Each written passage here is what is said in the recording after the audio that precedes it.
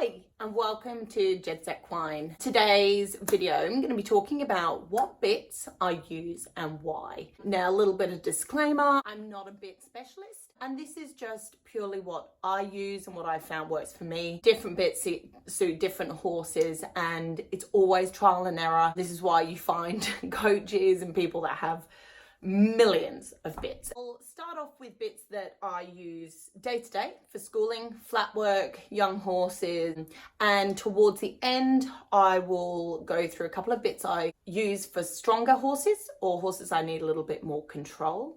Of course, if you have any questions, please don't hesitate to leave a comment in the box right down below the videos that are below this. So videos will be uploaded twice weekly. Tuesdays will be training advice videos and Thursdays will be the weekly sort of vlog. If you are enjoying this video and you'd like to see others like it, please give it a like down below and please hit the subscribe button down below and turn on the notifications with the alert bell. Let's get into it. Everyday schooling training. I used to start off every horse in a French link, whether it be an egg butt or a loose ring. Now I have changed to the Trust Flexi. It's got like a little horse in the side. It is flexible. It actually has like a stainless steel metal part that is flexible, but this is like rubber, okay? It's not super thin. It's very comfortable in the mouth. And this one that I've got has egg butt rings. Okay, so they don't spin all the way through.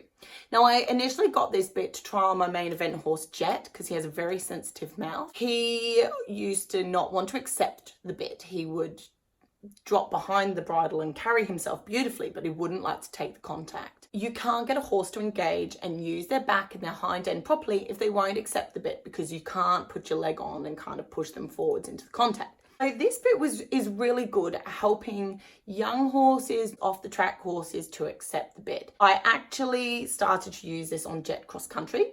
Despite the fact he was getting strong, what would happen is he would get strong. If I used my hands, he would then want to sort of back off and go very hollow, and it would be a horrible feeling into a fence. This bit, he'll actually accept a good half halt, will stay in my hand and feel great going into a fence.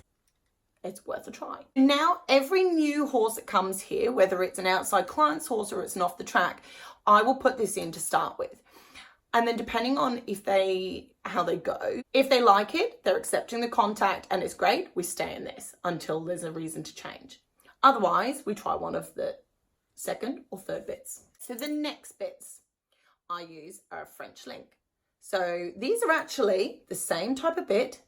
This one is a loose ring. So that actually moves through. You have to be careful with loose ring bits. Often you should go half a size bigger so that there's no sort of pinching. The other option is the egg butt. So you see those rings, they do not spin. I tend to go for the loose ring first. There's a little bit more play with the bit in the mouth, okay? It's not so stuck. I just really like it. I tend to have a really good response with it. For horses off the track, it's quite a nice kind bit.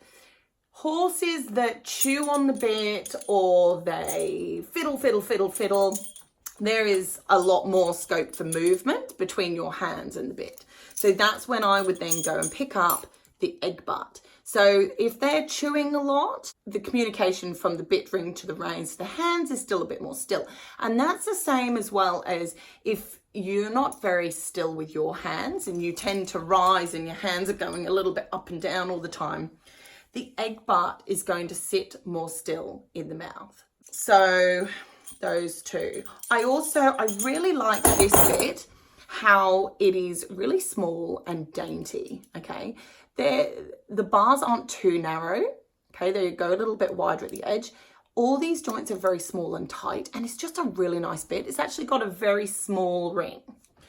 Now this is the same type of bit, but the bit rings are much bigger and the joints in the middle are bigger. The central joint is also very flat.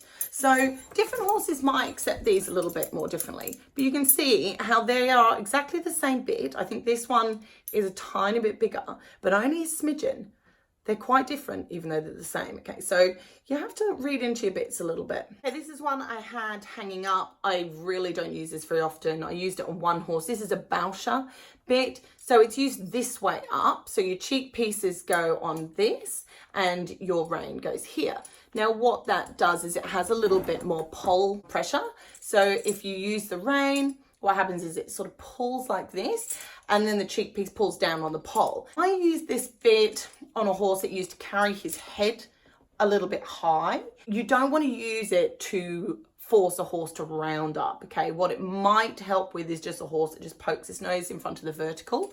Some horses really don't like pull pressure, so it's just a useful one to have, but I don't use it very often. This is a bit that I do really, really like. This is a Myler, and the Myler bits have this spinning part in the middle. This whole bit is very mobile. Okay, I don't know which type of Myler this is. I can find out if that's helpful.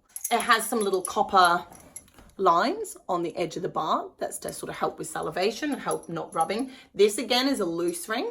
The reason I got this bit was for a horse that used to clamp a little bit on the mouthpiece and then pull down on the bit. The little mobile bit in the middle can sort of help the horse to play a little bit and salivate. Because it rotates, it's also quite hard for the horse to grip. And the same with the loose rings. It gives a little bit more movement in the mouth. It's not quite so stuck. Another reason I might use this is a horse that does fiddle with its tongue, so a little like the opposite type of horse, but where they might fiddle with their tongue, they just spin this. Sometimes will just feel happier that they're not just going with their tongue. They have something that they achieve. They move the middle, they're happier. The only downside of this bit is it has very thin bars. Okay, so you need to be quite careful. A horse with a very soft mouth, or if a horse is very strong, this could be putting quite a lot of pressure on the bars in the mouth. So just something to consider. Now the bit that I tend to lunge in, I use this for off the tracks to start with, or young horses, is just a single jointed snaffle. Sorry, this is my dodgy bridle that we lunge in. It has no noseband. It just has a throat lash. We chuck it on. They have full cheeks and it is a single jointed snaffle. I don't use single jointed snaffles very often because pressure on the reins, it does cause it to kink and push into the top of the mouth. I have used them in the past for horses that pull on cross country and pull their heads down. That can be really useful. I don't find this causes much problem lunging because normally they're either obviously on the lunge with side reins that aren't done up tight, or they're being long reined. And what this does help with is turning the horse. So especially when you're in long reins and you are sort of breaking in a horse or remouthing a horse like off the track, it is hard to turn them. And what you don't want to do is pull the bit through the mouth. So the full cheeks are really helpful in turning the horse. And sometimes I will pull this bit out and pop it on and off the track if I'm really struggling to get that turning. Only downside is a single joint. So now bits for stronger horses. I only really have two.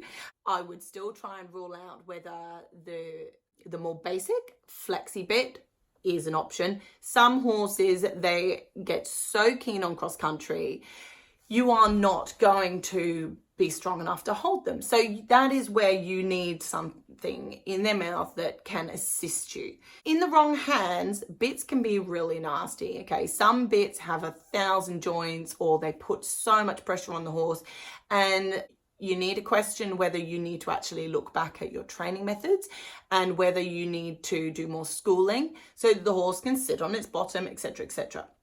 But I have been in both situations where, yes, I perhaps should have schooled the horse better. And I do things a bit differently now with horses coming through, with horses I've had in the past. But there still is a place for a stronger bit. Now, one that I really love, and I used to use on my pony in the UK that was very strong, is the Pelham. Okay, some people might hate Pelhams, sorry, but this Pelham is similar to the Truss Flexi. It is very flexible rubber. Okay, so you can get this in like solid rubber. You can get it in just a mullen metal mouth, which I think doesn't sound very nice. But this is very flexible. Again, So there's two parts, okay? You can either have two sets of reins, okay? So off of this ring would be like your normal rein, and off the bottom would be your second rein, so for the strength. I have trouble keeping one rein in my hand, let alone two. So I've always used these, which are called D rings. So they basically take the job away and you use both parts as one. So as you pull, the bottom ring will pull upwards and you'll have a bit of pull pressure. The second part is you have this curb chain on, so this goes under the chin. As you pull and you get the pull pressure, the curb chain goes tight underneath the chin. So you can have that super loose. Some horses hate the curb chains.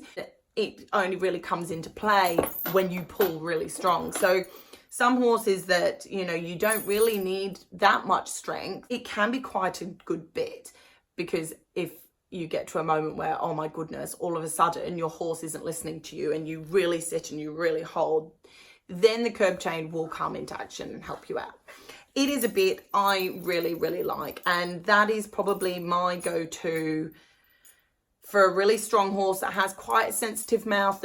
Every horse is different. You just really need to try them. So I really love this bit. This is the Steuben 4-in-1 winged gag. So the wing is because of this part. So it is a loose ring, partially loose ring. As you can see, there's these little fixed rings. So obviously the can't go all the way through, but it does have a little bit of play.